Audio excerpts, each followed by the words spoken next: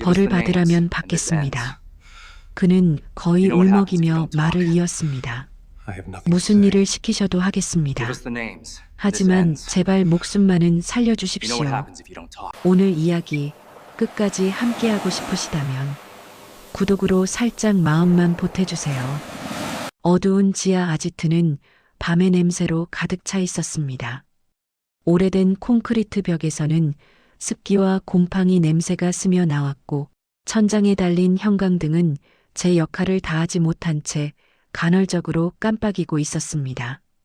바닥에는 수없이 많은 사람들의 발자국이 남긴 자국과 긁힌 흔적들이 그대로 남아 있었고 이곳이 결코 평범한 장소가 아니라는 사실을 말없이 증명하고 있었습니다. 외부와는 완전히 차단된 공간이었고 이 안에서는 시간의 흐름조차 느껴지지 않았습니다. 그 한가운데 20살 남짓한 청년이 무릎을 꿇고 앉아 있었습니다. 손은 등 뒤로 묶여 있었고 고개는 바닥을 향한 채 들릴 생각조차 하지 못하고 있었습니다. 차가운 콘크리트의 냉기가 무릎과 이마를 통해 그대로 전해졌지만 청년은 그 차가움을 느낄 여유가 없었습니다. 심장은 귀 옆에서 뛰는 것처럼 크게 울리고 있었고 숨을 들이마실 때마다 목이 바짝 말라왔습니다. 이곳에 끌려온 순간부터 그는 이미 여러 번 마음속으로 자신의 마지막을 그려보았습니다. 제발 살려주십시오. 청년의 목소리는 거의 속삭임에 가까웠지만 그 안에는 절박함이 가득 담겨 있었습니다. 그는 고개를 조금 더 숙이며 바닥에 이마를 붙였습니다. 지금 이 순간 자존심이나 체면 같은 것은 아무 의미가 없었습니다. 살아야 했습니다. 이유는 분명하지 않았지만 그냥 살아야 한다는 생각 하나만이 머릿속을 꽉 채우고 있었습니다. 청년은 고아였습니다. 태어나자마자 부모를 잃었고 기억 속의 어린 시절은 늘 고아원 마당과 낡은 침대 그리고 철문이 닫히는 소리뿐이었습니다. 다른 아이들이 주말이면 부모의 손을 잡고 나갈 때 그는 항상 남아 있었습니다. 괜찮은 척 웃으며 배웅했지만 그날 밤이면 혼자 이불을 뒤집어 쓰고 조용히 울곤 했습니다. 누군가에게 기대는 법을 배우지 못한 채 그는 늘 혼자 버텨야 했습니다. 고아원을 나온 뒤의 세상은 더 냉정했습니다.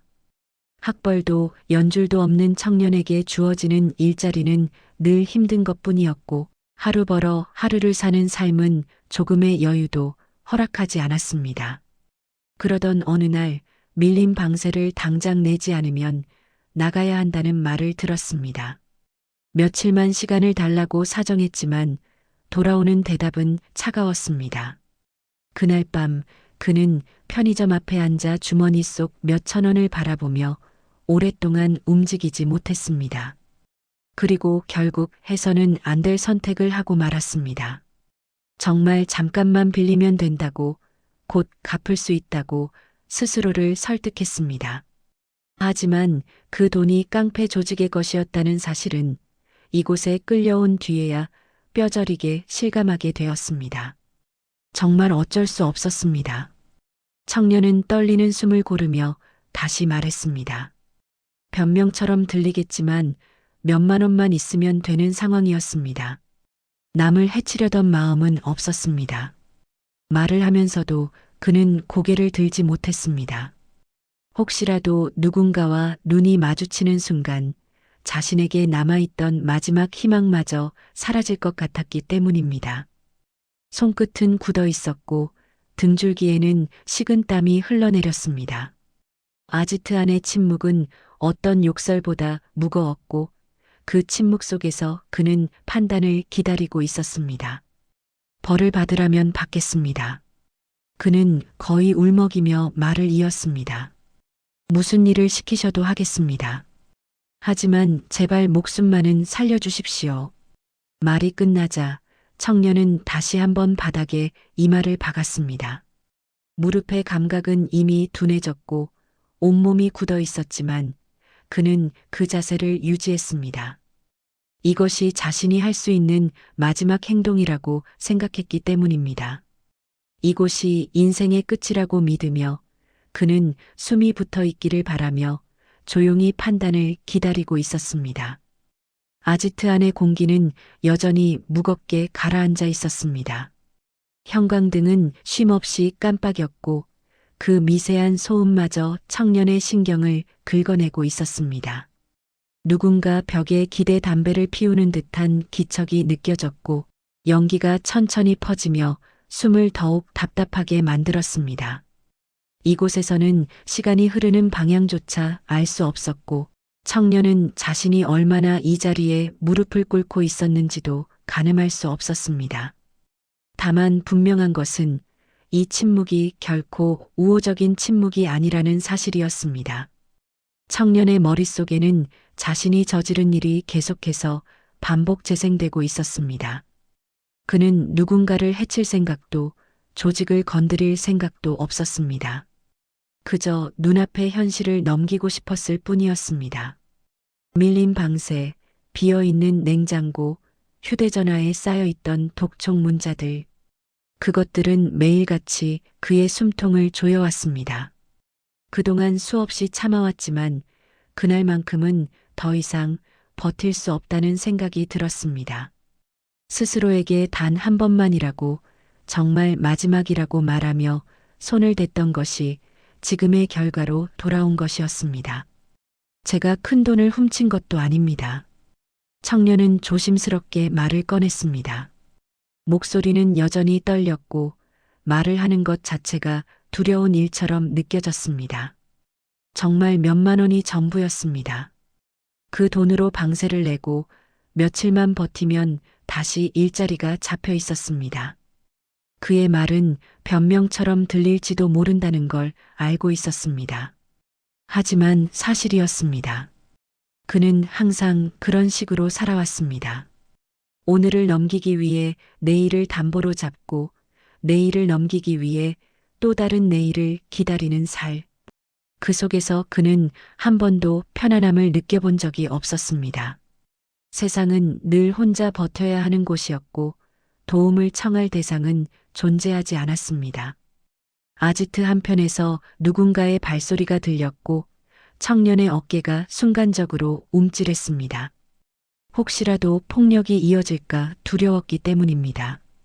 그는 본능적으로 몸을 더 웅크렸고 묶인 손에 힘을 주었습니다. 손목에 걸린 밧줄이 살을 파고들었지만 그 고통조차 지금은 크게 느껴지지 않았습니다. 마음속에서 일어나는 공포에 비하면 육체적인 고통은 아무것도 아니었습니다. 제가 잘못한 건 압니다. 청년은 고개를 든 채가 아니라 여전히 바닥을 바라보며 말했습니다. 그래도 처음부터 나쁜 짓을 하며 살았던 사람은 아닙니다. 그는 자신도 모르게 어린 시절을 떠올렸습니다. 고아원에서 배급받던 식판, 순서를 기다리며 줄을 서 있던 기억, 밤이 되면 괜히 배가 더 고팠던 순간들.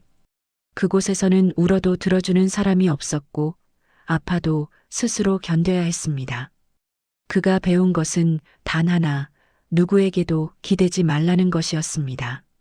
그렇기에 세상에 나와서도 그는 늘 혼자 해결하려 했고 그 선택이 결국 지금의 상황으로 이어진 것이었습니다. 도망치려고 하지도 않았습니다. 그는 조금 더 힘을 내어 말했습니다. 잡히면 벌을 받겠다고 생각했습니다. 다만 이렇게까지 될 줄은 몰랐습니다. 아지트 안은 다시 조용해졌습니다.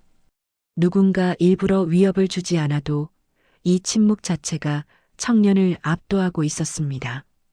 그는 자신이 어떤 판단을 받게 될지 전혀 알 수 없었고 그 불확실함이 가장 큰 공포로 다가왔습니다.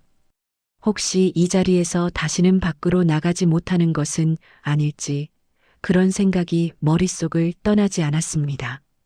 제가 가진 게 없어서. 청년은 말끝을 흐리며 다시 중얼거렸습니다. 돈이 없어서 이런 선택을 했다는 게 변명이라는 건 알지만 그래도 사실입니다. 그는 천천히 고개를 더 숙였습니다. 자신의 삶이 왜 이렇게 흘러왔는지, 어디서부터 잘못되었는지 떠올리려 했지만 명확한 답은 나오지 않았습니다.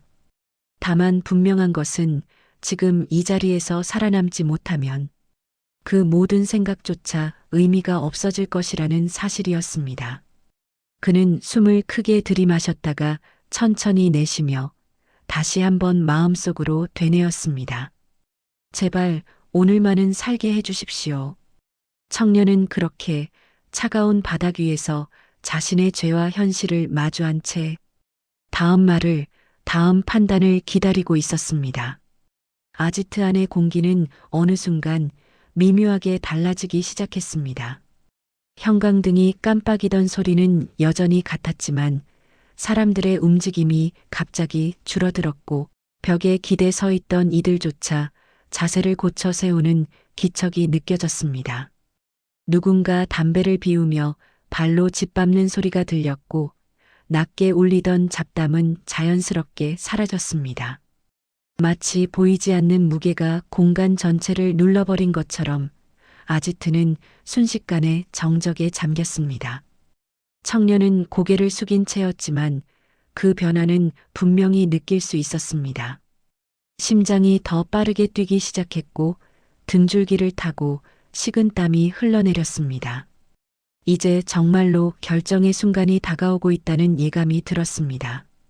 그는 자신이 어떤 사람 앞에 끌려왔는지 정확히 알지 못했지만 이 공간의 분위기만으로도 그 존재가 결코 가볍지 않다는 사실은 충분히 짐작할 수 있었습니다.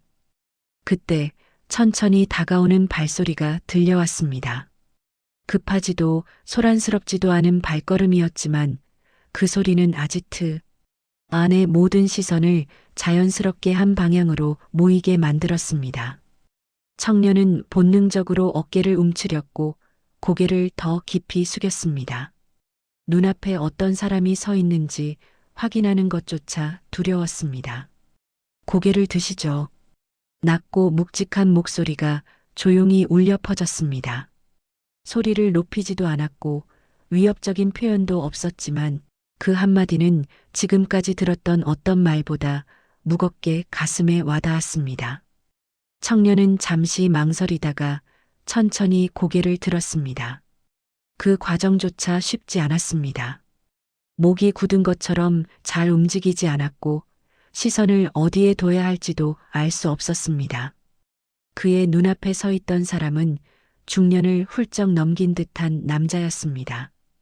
겉모습은 생각보다 차분했고 거칠게 소리를 지르거나 위협적인 행동을 하는 타입처럼 보이지는 않았습니다. 그러나 그의 눈빛은 달랐습니다.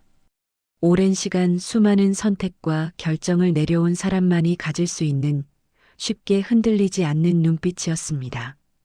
청년은 그 시선을 마주하는 순간 이 사람이 바로 이곳의 중심이라는 사실을 직감했습니다. 성함이 어떻게 되십니까? 그 질문은 의외로 공손하게 들렸습니다. 청년은 잠시 당황했지만 곧 정신을 차리고 대답했습니다. 이도현이라고 합니다. 이름을 말하는 동안에도 그는 혹시나 실수하지 않았는지 걱정했습니다. 평범한 질문이었지만 이곳에서는 어떤 말 하나도 가볍게 여길 수 없었기 때문입니다. 그는 상대의 표정을 살폈지만 두목 아저씨의 얼굴에는 특별한 감정 변화가 보이지 않았습니다. 다만 아주 짧은 순간 눈빛이 흔들린 듯 보였고 청년은 그것이 자신의 착각이기를 바랐습니다. 두목 아저씨는 말없이 청년을 바라보고 있었습니다. 그 시선은 위에서 아래로 내려다보는 시선이 아니라 마치 사람을 하나하나 살피는 듯한 시선이었습니다. 청년은 그 눈빛 앞에서 더 이상 아무 말도 할 수 없었습니다. 숨을 쉬는 것조차 조심스러워졌고 괜히 말을 더 했다가는 상황을 더 악화시킬 것 같았습니다. 아지트 안의 다른 사람들은 자연스럽게 한 발짝씩 물러났습니다. 누구 하나 지시하지 않았지만 그 행동은 마치 약속된 것처럼 동시에 이루어졌습니다. 이 공간에서 지금 가장 중요한 것은 오직 두목 아저씨와 이 청년이라는 사실이 분명해졌습니다. 아까 하신 말씀은 들었습니다. 두목 아저씨는 조용히 말했습니다. 돈이 필요했다고 하셨지요. 청년은 고개를 끄덕이며 짧게 대답했습니다. 그렇습니다. 그는 더 많은 설명을 하고 싶었지만 입이 쉽게 떨어지지 않았습니다. 이미 충분히 말했고 더 이상 말해봤자 달라질 것이 없을지도 모른다는 생각이 들었습니다. 그럼에도 불구하고 그는 두목 아저씨의 표정을 놓치지 않으려 애썼습니다. 혹시라도 작은 변화라도 보인다면 그것이 자신의 생사와 직결될지도 모른다고 느꼈기 때문입니다. 두목 아저씨는 한동안 아무 말 없이 서 있었습니다. 그 침묵은 길게 느껴졌고 청년에게는 몇 분이 몇 시간처럼 흘러갔습니다. 그동안 청년은 온갖 생각을 했습니다. 이 자리에서 어떤 결론이 내려질지, 자신은 어떤 처분을 받게 될지, 다시 세상 밖으로 나갈 수는 있을지. 하지만 그 어떤 생각도 확신을 주지는 못했습니다. 그리고 그때 두목 아저씨가 한 발짝 더 다가왔습니다. 청년은 반사적으로 몸을 굳혔습니다. 도망칠 수도 피할 수도 없는 거리였습니다. 그는 숨을 멈춘 채 다음 말을 기다리고 있었습니다. 이 만남이 그의 인생을 완전히 바꿔놓을 순간이 될지도 모른다는 사실을 그는 아직 알지 못하고 있었습니다. 두목 아저씨는 청년 앞에 한 발짝 더 다가섰습니다. 아지트 안의 공기는 여전히 무겁게 가라앉아 있었지만 그 무게의 성질이 이전과는 달라진 듯 했습니다.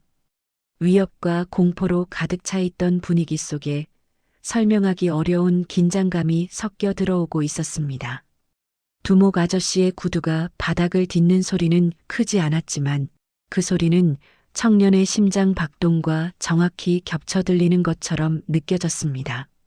주변 사람들은 숨소리조차 내지 않으려는 듯 고요히 서 있었고 이 공간에서 지금 벌어지고 있는 미묘한 변화를 누구나 감지하고 있었습니다.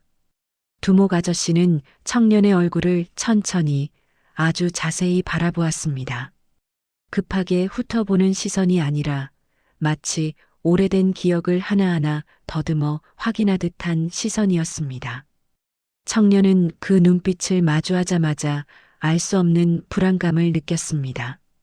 지금까지는 단순히 처벌을 기다리는 입장이었지만 이 순간만큼은 자신이 무언가를 시험받고 있다는 느낌이 들었습니다. 그는 괜히 침을 삼켰고 고개를 들고 있는 것이 점점 더 힘들어졌습니다. 고개를 조금만 더 들어주시겠습니까? 두목 아저씨의 말은 여전히 차분했지만 그 안에는 설명하기 힘든 떨림이 섞여 있었습니다. 청년은 그 말을 거부할 이유도 힘도 없었습니다. 그는 천천히 고개를 들었고 두 사람의 시선은 그제야 제대로 마주쳤습니다. 그 순간 두목 아저씨의 표정이 아주 미세하게 흔들렸습니다. 아주 잠깐이었지만 오랜 세월을 거친 사람만이 보일 수 있는 균열이 분명히 드러났습니다. 청년의 눈매, 코의 선, 입술의 모양, 그리고 왼쪽 눈 밑에 희미하게 남아있는 작은 점까지. 두목 아저씨의 시선은 그 점에서 잠시 멈췄습니다. 심장이 이유 없이 빠르게 뛰기 시작했고 머릿속에서는 오래전 묻어두었다고 생각했던 기억 하나가 강제로 끌려 올라왔습니다. 그는 잠시 눈을 깜빡이며 현실로 돌아오려 했지만 이미 마음은 과거로 향하고 있었습니다. 말도 안 된다. 그는 속으로 그렇게 되뇌었습니다. 청년은 두목 아저씨의 표정 변화를 눈치챘지만 그 이유를 알 수 없었습니다. 다만 상황이 자신이 예상했던 방향과는 다르게 흘러가고 있다는 사실만은 느낄 수 있었습니다. 그는 다시 한번 입을 열어야 할지 아니면 침묵을 지켜야 할지 판단하지 못한 채 가만히 서 있었습니다. 그 사이 두목 아저씨는 자신도 모르게 한 걸음 뒤로 물러났습니다. 성함이 도연이라고 하셨지요. 두목 아저씨는 다시 한번 확인하듯 말했습니다. 청년은 조용히 고개를 끄덕였습니다. 그렇습니다. 그 대답을 듣는 순간 두목 아저씨의 가슴 깊은 곳에서 무언가가 내려앉는 느낌이 들었습니다. 수십 년 동안 한 번도 잊지 않으려 애썼던 이름, 동시에 떠올리기조차 두려웠던 이름이 다시 한번 그의 귀에 분명히 울렸기 때문입니다. 그는 잠시 고개를 돌려 다른 곳을 바라보았습니다. 혹시라도 자신의 감정이 그대로 드러날까 두려웠기 때문입니다. 아지트 안의 공기는 점점 더 낯설어졌습니다. 조직원들 역시 두목 아저씨의 반응이 평소와 다르다는 사실을 눈치채고 있었습니다. 누군가는 눈빛을 교환했고 누군가는 이유를 알 수 없는 불안을 느낀 채 자세를 고쳐 세웠습니다. 이곳에서는 두목 아저씨의 작은 변화 하나가 곧바로 분위기를 뒤흔드는 신호였기 때문입니다. 청년은 다시 불안해졌습니다. 혹시 자신의 얼굴 어딘가가 두목 아저씨의 심기를 건드린 것은 아닐지, 아니면 자신도 모르게 무례한 행동을 한 것은 아닐지 머릿속이 복잡해졌습니다. 그는 결국 참지 못하고 조심스럽게 말을 꺼냈습니다. 제가 더 드릴 말씀이라도 있습니까? 그 말은 질문이라기보다는 이 상황을 어떻게든 넘기고 싶다는 절박한 신호에 가까웠습니다. 두목 아저씨는 그 말을 듣고 잠시 청년을 바라보다가 아무 대답도 하지 않았습니다. 대신 깊게 숨을 들이마셨다가 천천히 내쉬었습니다. 마치 마음을 다잡으려는 사람처럼 보였습니다. 그리고 그 순간 두목 아저씨는 깨달았습니다. 이 청년의 얼굴이 단순한 우연으로 보기에는 너무도 익숙하다는 사실을 그는 아직 확신할 수 없었습니다. 하지만 분명한 것은 이 자리에서 내려야 할 결정이 이전처럼 단순하지 않게 되었다는 사실이었습니다. 아지트 안의 시간은 그렇게 조용히 멈춰 서 있었습니다. 두목 아저씨는 한동안 아무 말도 하지 못한 채 그 자리에 서 계셨습니다. 아지트 안의 공기는 여전히 무거웠지만 그 무게는 이전과는 전혀 다른 성질을 띠고 있었습니다. 위협과 폭력의 기운 대신 설명하기 어려운 혼란과 동요가 공간 전체를 채우고 있었습니다. 그는 무심코 주먹을 쥐었다가 다시 풀었고 그 작은 동작 하나에도 오랜 시간 다져온 평정심이 흔들리고 있다는 사실이 고스란히 드러났습니다. 청년은 그 모습을 보며 더욱 불안해졌습니다. 지금까지의 침묵은 적어도 분노는 아니라고 생각했지만 이 알 수 없는 침묵은 오히려 더 큰 공포로 다가왔습니다. 그는 두목 아저씨의 눈빛에서 이전과 다른 무언가를 느꼈습니다. 마치 자신을 사람으로 보기 시작한 것 같기도 했고 동시에 아주 오래된 기억을 바라보는 것 같기도 했습니다. 그 시선의 의미를 알 수 없었기에 청년은 아무 말도 하지 못한 채 그저 숨을 고르고 있을 뿐이었습니다. 두목 아저씨의 머릿속에서는 과거의 장면들이 걷잡을 수 없이 떠오르고 있었습니다. 그는 원래 이런 사람이 아니었다고 스스로에게 수없이 말해왔습니다. 젊은 시절에는 평범하게 살고 싶었고 가족과 함께 밥을 먹고 아이의 손을 잡고 걷는 삶을 꿈꿨습니다. 실제로 한때는 그 꿈이 현실이었던 시절도 있었습니다. 작은 집이었지만 웃음소리가 끊이지 않았고 퇴근길이면 아이가 현관 앞까지 달려 나와 안기곤 했습니다. 하지만 그 평범한 삶은 너무도 쉽게 무너졌습니다. 사고는 예고 없이 찾아왔고 그날 이후 그는 아들과 며느리를 동시에 잃었습니다. 장례식장에 앉아 아무 말도 하지 못한 채 천장만 바라보던 날의 공기와 냄새, 그 무력감은 지금도 생생했습니다. 세상이 한순간에 텅 비어버린 느낌이었고 그에게 남은 것은 어린 손자 하나뿐이었습니다. 손자는 그의 전부였습니다. 아침마다 아이의 얼굴을 확인하는 것이 하루의 시작이었고 아이가 잠들어 있는 모습을 보는 것이 하루의 끝이었습니다. 그는 이 아이만은 무슨 일이 있어도 지켜야 한다고, 다시는 잃지 않겠다고 마음속으로 수없이 다짐했습니다. 그러나 운명은 그 다짐조차 비웃듯 잔인한 선택을 강요했습니다. 병원 앞이었습니다. 잠깐, 정말 잠깐이었습니다. 전화 한 통을 받기 위해 고개를 돌린 사이 아이는 사라졌습니다. 그날 이후 그는 수없이 같은 장면을 반복해서 떠올렸습니다. 그때 왜 손을 놓았는지, 왜 주변을 더 살피지 않았는지, 그 질문에는 끝이 없었고 답은 단 한 번도 그를 위로해주지 않았습니다. 두목 아저씨는 그 기억을 떠올릴 때마다 스스로를 용서할 수 없었습니다. 아이를 잃은 뒤 그는 세상과 등을 돌렸고 분노와 후회, 자책 속에서 점점 더 깊은 어둠으로 들어갔습니다. 그렇게 지금의 자리에까지 오게 되었고 그 과정에서 수많은 선택을 했지만 단 한 번도 과거를 잊을 수는 없었습니다. 그런데 지금 눈앞에 서 있는 이 청년이 그 기억을 다시 끌어올리고 있었습니다. 눈매와 표정, 그리고 설명할 수 없는 익숙함. 그는 고개를 저으며 스스로를 다그쳤습니다. 착각이다. 그럴 리 없다. 하지만 마음 한편에서는 이미 다른 목소리가 들리고 있었습니다. 혹시라도, 정말 혹시라도 이 청년이 그 아이라면 어떡할 것인가. 그 생각은 두목 아저씨의 가슴을 강하게 조여왔습니다. 그는 그 가능성을 인정하는 것이 두려웠습니다. 기대했다가 또다시 무너질까봐, 그 고통을 다시 겪을 용기가 없었기 때문입니다. 청년은 그런 두목 아저씨의 모습을 보며 점점 더 초조해졌습니다. 그는 조심스럽게 입을 열었습니다. 제가 뭔가 잘못한 게 있습니까? 그 질문에는 공손함과 두려움이 동시에 담겨 있었습니다. 두목 아저씨는 그 목소리를 듣고 잠시 눈을 감았다가 다시 떴습니다. 그리고 천천히, 아주 천천히 청년을 향해 말했습니다. 아니요. 아직은 아닙니다. 그 짧은 대답은 오히려 더 큰 혼란을 남겼습니다.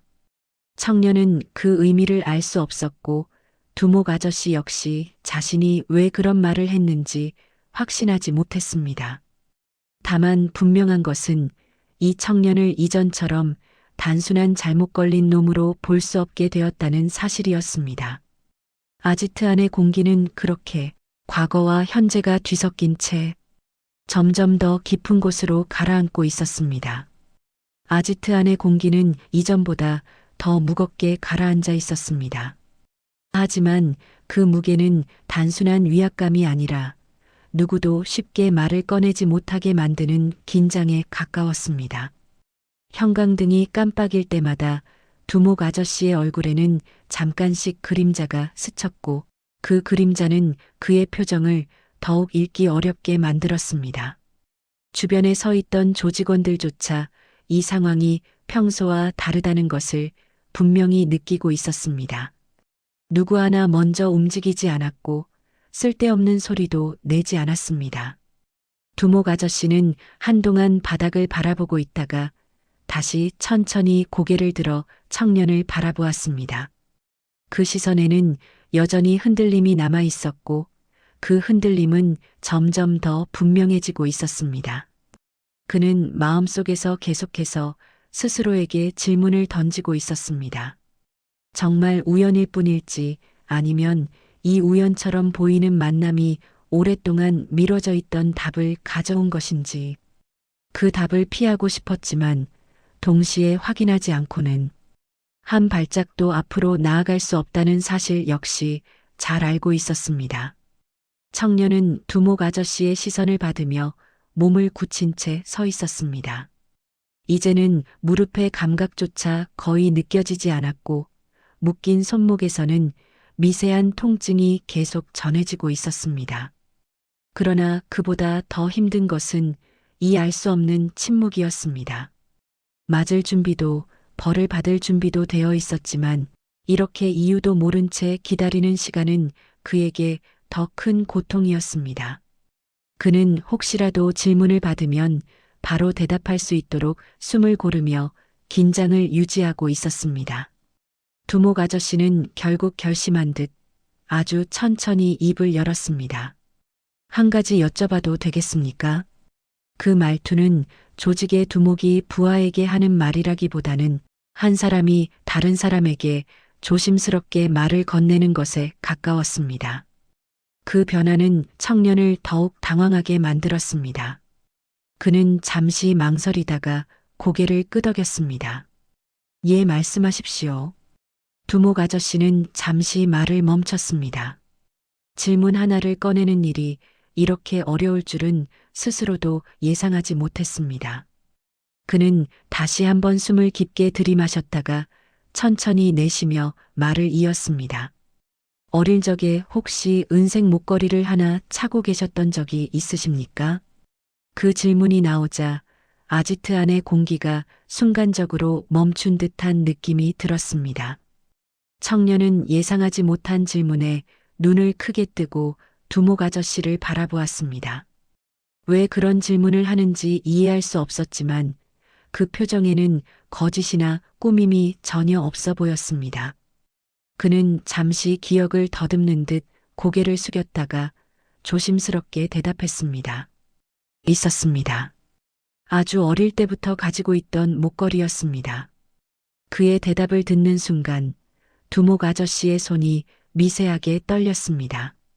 그는 그 떨림을 감추기 위해 주먹을 쥐었지만 그조차 완벽하게 숨길 수는 없었습니다. 청년은 그 모습을 보고 더 큰 혼란에 빠졌습니다. 단순한 질문 하나가 이렇게 큰 반응을 불러올 줄은 전혀 예상하지 못했기 때문입니다. 그 목걸이에 혹시 글자가 새겨져 있지는 않았습니까? 두목 아저씨의 목소리는 이전보다 낮아졌고 그 안에는 설명하기 어려운 긴장과 기대가 동시에 담겨 있었습니다.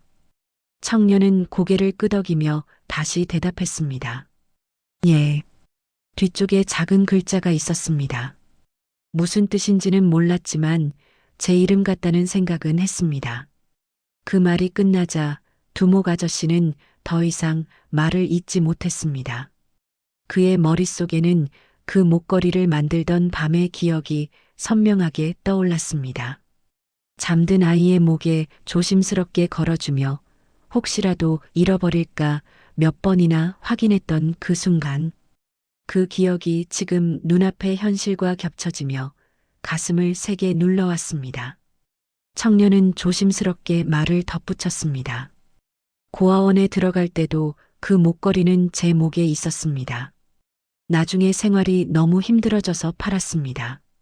그 말은 담담했지만 그 안에는 오랜 세월을 혼자 견뎌온 흔적이 고스란히 담겨 있었습니다.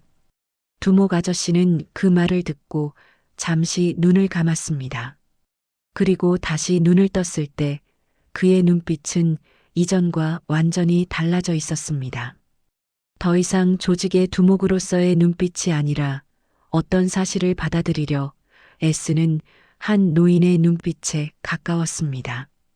아지트 안의 사람들은 아무 말도 하지 않았지만 모두가 느끼고 있었습니다. 지금 이 질문과 대답이 이 자리의 모든 규칙을 바꿔놓을 수도 있다는 사실을 두목 아저씨는 아직 확신할 수 없었습니다. 그러나 적어도 한 가지는 분명해졌습니다. 이 청년의 정체를 확인하지 않고서는 어떤 판단도 내릴 수 없게 되었다는 사실이었습니다. 아지트 안의 공기는 더 이상 위협적으로 느껴지지 않았습니다. 대신 오래도록 쌓여있던 무언가가 한꺼번에 터지기 직전의 긴장처럼 팽팽하게 당겨져 있었습니다. 형광등의 깜빡임조차 이제는 배경으로 밀려났고 공간 안에 있는 모든 시선과 감각은 두목 아저씨에게로 집중되고 있었습니다. 그가 한 발짝도 움직이지 않은 채 서 있다는 사실이 오히려 이 상황의 무게를 더 크게 만들고 있었습니다. 두목 아저씨는 청년의 말을 들은 뒤 한동안 아무 말도 하지 못했습니다. 은색 목걸이 글자가 새겨져 있었다는 말, 고아원에 들어갈 때부터 차고 있었다는 사실까지 하나하나가 모두 우연이라고 넘기기에는 너무 정확했고 너무 잔인할 정도로 맞아떨어지고 있었습니다. 그는 고개를 숙인 채 한 손으로 얼굴을 가렸습니다. 손바닥 너머로 숨을 고르는 소리가 희미하게 새어나왔고 그 소리는 조직원들에게조차 낯설게 들렸습니다. 청년은 그 모습을 보고 완전히 얼어붙었습니다.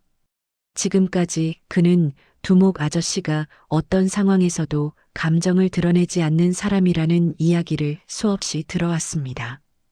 그런데 지금 눈앞에 있는 그는 그 소문과는 전혀 다른 모습이었습니다. 마치 어떤 사실을 받아들이지 못한 채 버티고 있는 사람처럼 보였고 그 모습은 청년에게 또 다른 두려움을 안겨주었습니다. 혹시 자신이 건드려서는 안 될 것을 건드린 것은 아닐지, 상황이 더 나빠진 것은 아닐지 머릿속이 복잡해졌습니다. 죄송합니다. 청년은 자신도 모르게 그렇게 말했습니다. 제가 괜한 말을 한 거라면 사과드리겠습니다.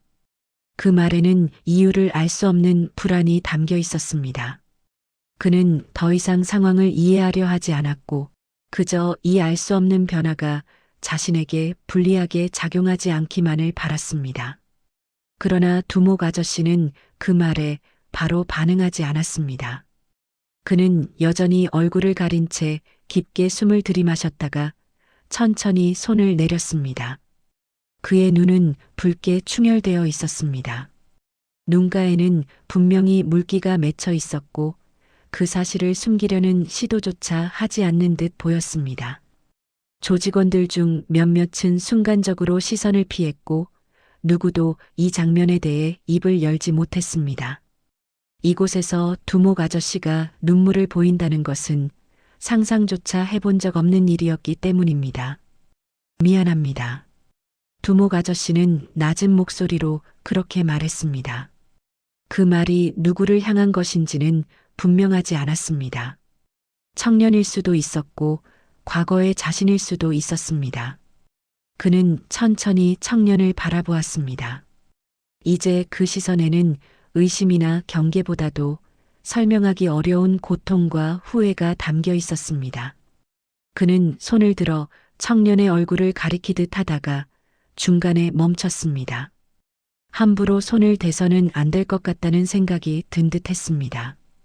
혹시 기억나는 게 더 있으십니까? 두목 아저씨는 조심스럽게 물었습니다. 어릴 때 어떤 기억이라도 좋습니다. 청년은 잠시 눈을 감았다가 다시 떴습니다. 갑작스럽게 자신의 과거를 떠올리라는 말은 쉽지 않았습니다. 그의 기억 속 어린 시절은 대부분 흐릿했고 또렷한 장면보다는 감정의 파편처럼 남아 있었습니다. 그는 천천히 말을 꺼냈습니다. 밝은 곳이었습니다. 병원 같은 곳이었던 것 같습니다. 그 한마디에 두목 아저씨의 몸이 미세하게 굳었습니다. 청년은 그 반응을 보지 못한 채 말을 이었습니다. 손을 잡아주던 사람이 있었던 것 같습니다. 따뜻했습니다.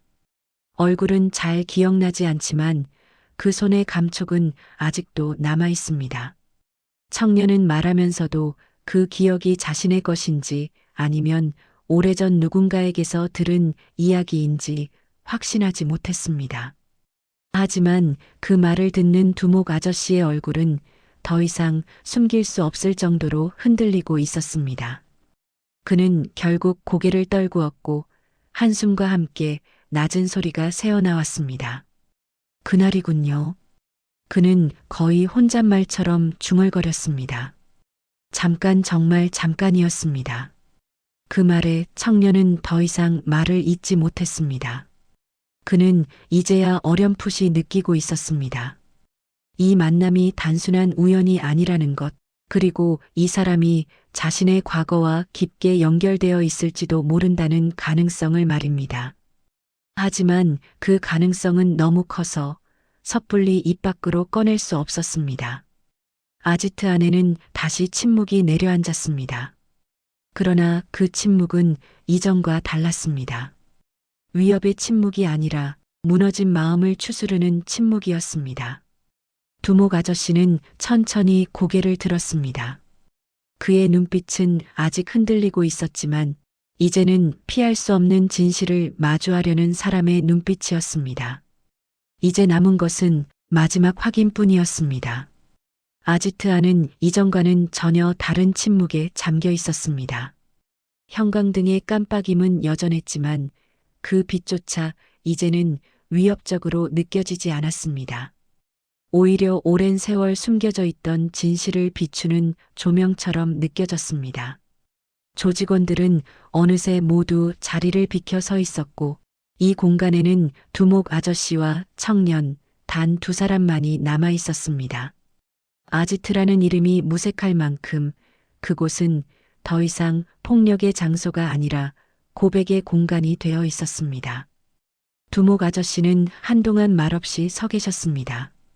수십 년 동안 굳게 닫아두었던 마음의 문이 지금 이 순간을 위해 존재했던 것처럼 서서히 열리고 있었습니다. 그는 자신의 손을 내려다보았습니다.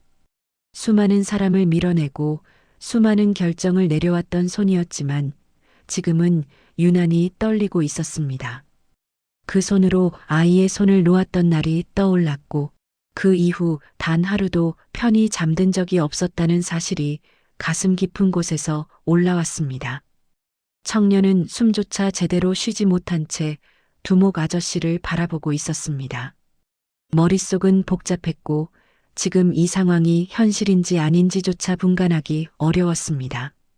자신을 죽일 수도 있었던 사람이 자신을 바라보며 눈물을 삼키고 있다는 사실이 믿기지 않았습니다. 그는 감히 질문하지 못했습니다.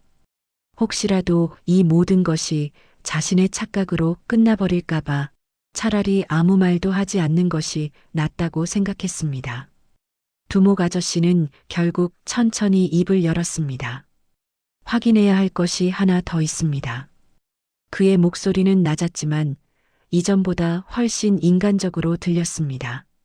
어릴 적에 오른쪽 무릎 아래에 작은 흉터가 있지 않으십니까? 그 질문을 들은 순간 청년의 표정이 굳었습니다. 그는 반사적으로 고개를 끄덕이며 말했습니다. 예, 있습니다. 어릴 때 넘어져서 생긴 흉터라고 들었습니다. 정확한 기억은 없습니다. 그 대답이 끝나자 두목 아저씨는 더 이상 버티지 못했습니다. 그는 그대로 의자에 주저앉았고 한 손으로 얼굴을 감싸쥔 채 고개를 떨구었습니다. 어깨가 크게 들썩였고 억눌러왔던 감정이 결국 무너져 내렸습니다. 그 모습은 조직의 두목도 무서운 어른도 아닌 모든 것을 잃었다고 믿었던 한 노인의 모습이었습니다. 그 흉터는 그는 떨리는 목소리로 말을 이었습니다. 제가 같이 놀다 넘어져서 생긴 겁니다. 청년의 심장이 크게 뛰었습니다. 그는 더 이상 상황을 외면할 수 없었습니다. 머릿속에서 퍼즐처럼 흩어져 있던 조각들이 하나로 맞춰지고 있었고 그 진실은 너무 커서 온몸이 떨릴 정도였습니다. 그는 조심스럽게 한 발짝 앞으로 나섰습니다. 그럼 혹시 청년은 끝내 말을 잇지 못했습니다. 그 단어를 입 밖으로 꺼내는 순간 모든 것이 되돌릴 수 없게 변할 것 같았기 때문입니다. 두목 아저씨는 천천히 고개를 들었습니다. 눈은 붉게 충혈되어 있었고 눈가에는 분명한 눈물 자국이 남아 있었습니다. 그는 청년을 똑바로 바라보며 더 이상 숨기지 않고 말했습니다. 도연아, 나는 내 할아버지다. 그 말은 조용했지만 공간 전체를 울릴 만큼 무거웠습니다. 청년은 그 자리에 굳어버렸습니다. 귀에서는 아무 소리도 들리지 않았고 숨이 막힌 것처럼 가슴이 답답해졌습니다. 그는 믿고 싶으면서도 믿을 수 없었고 부정하고 싶으면서도 이미 마음 깊은 곳에서는 답을 알고 있었습니다. 말도 안 된다고 생각할 수 있습니다. 두목 아저씨는 떨리는 목소리로 말을 이었습니다. 나라도 그랬을 겁니다. 하지만 오늘 너를 보고 목걸이를 듣고 흉터를 확인하고도 모른 척 할 수는 없었습니다. 청년의 눈에서 눈물이 흘러내렸습니다. 그는 고아라고 믿고 살아왔고 세상에 혼자 남았다고 생각해왔습니다. 그런데 지금 자신을 버린 줄 알았던 세상 어딘가에서 평생 자신을 찾으며 후회한 사람이 있었다는 사실이 너무 늦게 가슴으로 밀려오고 있었습니다. 왜? 청년은 겨우 한마디를 꺼냈습니다. 왜 지금에서야? 두목 아저씨는 고개를 숙인 채 대답했습니다. 미안하다. 정말 미안하다. 그 사과에는 변명도 이유도 없었습니다. 오직 수십 년을 짊어진 후회의 무게만이 담겨 있었습니다. 청년은 더 이상 서 있을 수 없다는 듯 그 자리에 주저앉았습니다. 그리고 처음으로 소리내어 울었습니다. 참아왔던 모든 감정이 한꺼번에 터져 나왔습니다. 그날 이후 두목 아저씨는 조직을 정리하기 시작했습니다. 단번에 모든 것을 끊어낼 수는 없었지만 분명한 방향은 정해졌습니다. 그는 더 이상 손자 앞에서 부끄러운 삶을 살 수 없다고 생각했습니다. 청년 역시 하루아침에 모든 것을 받아들이지는 못했지만 적어도 이제는 혼자가 아니라는 사실만은 분명히 알게 되었습니다. 어둡기만 했던 아지트에서 시작된 이 만남은 두 사람의 인생을 완전히 다른 방향으로 돌려놓았습니다. 너무 늦게 만났지만 그래서 더 절실했던 가족. 그들의 이야기는 그렇게 침묵 속에서 조용히 새 출발을 하고 있었습니다.